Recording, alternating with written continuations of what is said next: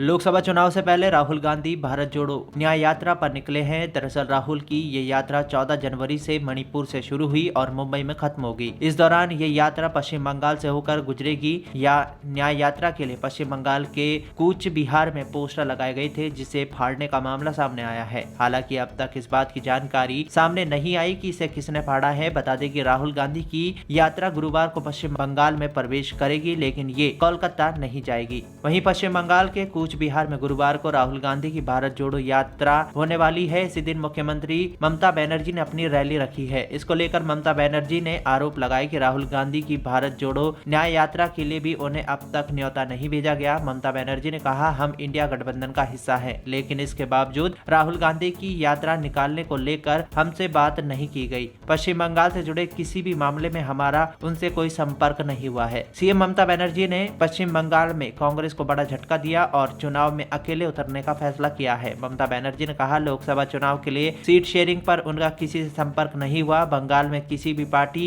में तालमेल नहीं है, इसलिए लोकसभा चुनाव में टीएमसी अकेले उतरेगी। इंडिया गठबंधन ने मेरा कोई भी प्रस्ताव नहीं माना है, ऐसे में हमारी पार्टी अकेले ही चुनाव लड़ेगी। इससे पहले ममता बनर्जी ने लोकसभा चुनाव के लिए कांग्रेस के सामने प्रस्ताव रखा था। उन्होंने कहा था कि कांग्रेस को कुछ क्षेत्रों को पूरी तरह से क्षेत्रीय दलों पर छोड़ देना चाहिए और उसे 300 सीटों पर चुनाव लड़ना चाहिए। इसके साथ ही उन्होंने पश्चिम बंगाल में टीएमसी को ज्यादा सीट पर चुनाव लड़ने की बात भी कही थी। उनका कहना था कि बंगाल में कोई भी पार्टी बीजेपी का उतना मुकाबला नहीं कर सकती जितना टीएमसी कर सकती है। इसके साथ ही ममता बनर्जी ने माकपा पर विपक्षी एजेंडे को नियंत्रित करने का आरोप लगाया था।